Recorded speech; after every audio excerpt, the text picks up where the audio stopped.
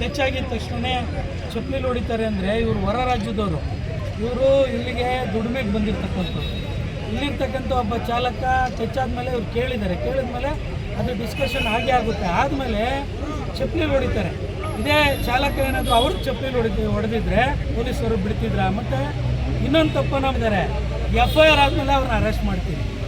ಯಾವ ಥರ ಅವ್ರನ್ನ ಅರೆಸ್ಟ್ ಮಾಡಿ ಸಂಪೂರ್ಣವಾಗಿ ಏನು ನಡೆದಿದೆ ತಿಳ್ಕೊಂಡು FIR ಮಾಡಬೇಕಿತ್ತು. ಇವತ್ತಂದರೆ ನೀವು ಒಂದು ಮರ್ಡರ್ ಮಾಡಿಬಿಟ್ಟು ಕ್ಷಮಾಪಣೆಯನ್ನು ಕೇಳಿದ್ರೆ ಕ್ಷಮಿಸ್ಬಿಡ್ತಾರೆ ಅವರು. ಆಯಿತು, ಇದೇ ಕೆಲಸನ ಪೊಲೀಸವ್ರಿಗೆ ಹೊಡೆದ್ಬಿಟ್ಟು ನಾವೆಲ್ಲ ಕ್ಷಮಾಪಣೆ ಕೇಳಿದ್ರೆ ಪೊಲೀಸರೇ ಇದನ್ನ ಕ್ಷಮಿಸ್ತಾರೆ. ಇದು ಇದೆ. ಒಬ್ಬ ಡ್ರೈವರ್ ಸಣ್ಣ ತಪ್ಪು ಮಾಡಿದ್ರು 50 ರೂಪಾಯಿ ಜಾಸ್ತಿ ಏನು ಬಿಂಬಿಸುತ್ತೆ, ಚಾಲಕ ಅಲ್ಲೇ ಮಾಡ್ದ, ಚಾಲಕ ಹಂಗೆ ಮಾಡ್ದ, ಚಾಲಕ ಹಿಂಗೆ ಮಾಡ್ದ, ಚಾಲಕ ಏನು ಸಮಾಜದಲ್ಲಿ ಇಷ್ಟು ವರ್ಷ ಇದ್ಯಾವುದು ಗಣನೆಗೆ ತೊಗೊಳೋದಿಲ್ಲ. ಆಗಿದ ತಕ್ಷಣ ಬಿಂಬಿಸ್ತಾರೆ.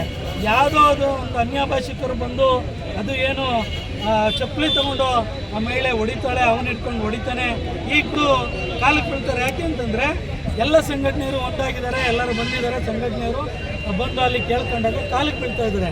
ಯಾವ ಕೇಸ್ ಆಗಿದೆ ಸರ್? ಬೇಲಬಲ್ ಕೇಸ್ ಆಗಿದೆ. ಈಗ ಗರ್ಭಿಣಿ ಅಂತ ಆ ಮಹಿಳೆಗೆ ಗೊತ್ತಾಗಿದೆ. ಇನ್ನು ಮುಂಚೆ ಗರ್ಭಿಣಿ ಅಂತ ಗೊತ್ತಿರಲ್ವಾ? ಹಿಂಗೆ ಮೂರ್ಛೆ ರೋಗ ಅಂತ ಹೇಳ್ತಾರೆ. ನಾವು ಹೊಡೆಯೋಕ್ಕಿಂತ ಮುಂಚೆ ಅವ್ರು ಮೂರ್ಛೆ ರೋಗ ಅಂತ ಗೊತ್ತಿರಲಿಲ್ವಾ?